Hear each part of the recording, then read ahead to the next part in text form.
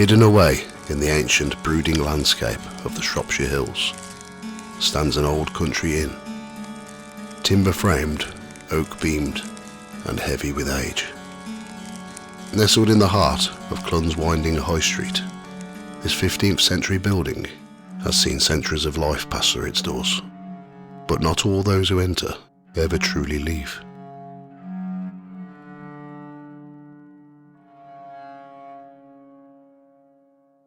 Once a simple barn built when Norman knights still rode the land, the structure evolved over the ages. Now it is a Grade 2 listed public house with a roaring fireplace, time-worn wooden panels, and the lingering scent of wood smoke in the air. A sliver of 17th century wallpaper peeks from behind the plaster in the lounge bar, a fragile reminder of lives long gone, but it is what cannot be seen that makes the inn truly unforgettable. The first signs were subtle, darts falling from a board on their own, not once or twice, but regularly. Even when pushed in firmly, the darts would eventually drop, as though unseen hands plucked them free. One night, the peaceful silence of the bar was broken when the darts hit the floor once more, followed by beer mats peeling themselves from the walls, unsticking despite the strong tack holding them. The lights flickered. The room felt charged. Something, it seemed, was stirring. There is a corridor that leads from the bar to the rear rooms, a quiet stretch of building, easily overlooked. But it is here where things grow stranger. The air becomes thick, electric. A faint tingling sensation creeps across the skin. Many have seen a fleeting figure pass through this corridor, a pale shape, cloaked in white. Not menacing, not angry, but watchful. She glides, often stopping momentarily, as though peering into this world from another. The kitchen staff feel her most. When she's near, they pause their work, listening to a silence that suddenly feels too loud. The atmosphere shifts.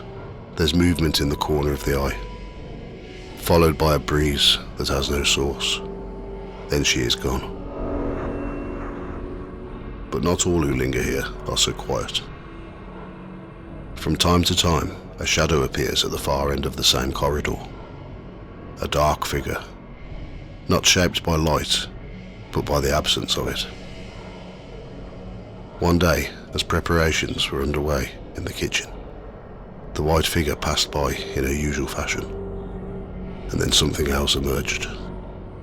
A black shape, slow and deliberate. It paused, it watched, and it was aware. Its presence carried weight, dread, and a sense of ancient, silent judgment. Those who see it are often left shaken, some fleeing the room entirely, driven by instinct alone. Further unease can be found upstairs, in the oldest part of the building. The rooms above the former bakery, long unused and untouched, exude a strange stillness. One guest, staying in the room at the end of the hall, reported nothing out of the ordinary until morning. As she stood at the sink, brushing her teeth, a column of mist formed beside her, dense and vertical. It wasn't steam or condensation. Curious, she placed her hand into it. Part of her hand vanished into the white. It was cold, still, silent. She searched for explanations, testing the taps, inspecting the walls, yet nothing made sense. Then just as suddenly as it had appeared, the mist was gone. Another encounter came in the dead of night. An alarm clock, never used, suddenly burst into sound at precisely 3 a.m. As the startled occupant turned to silence it, she noticed the air had changed. Mist, thick and swirling. It danced through the room, never still, curling around the bedposts, brushing against the furniture. She watched, frozen, as it slowly made its way towards her, before it simply faded into nothing. But not all apparitions come with mist and shadow. In the lounge bar where the fire burns low and the ales flow freely, a man has been seen standing quietly by the hatch. He does nothing, just watches. Yet those who glimpse him note the pointed beard, the dark clothes, and the eerie stillness. He belongs to another time, perhaps the 17th century, and woe betide those who stand too long in his place. A firm, invisible shove often encourages them to step aside. And then there is the woman in the snug. She sits beneath the clock, quiet, composed, and always alone. At first, she seemed like any other patron, but if anyone turns away and then looks again, she's gone. Her presence is gentle, yet resolute. She is no stranger to the building. Some say she once ran the inn in life, and now, in death, she simply continues to do so. The Sunn Inn is more than just an old country pub.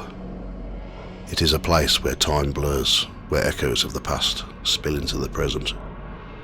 Spirits linger in corners, drift through walls, and breathe life into the silence. And if you stay long enough, you may just catch a glimpse of something, someone watching you back.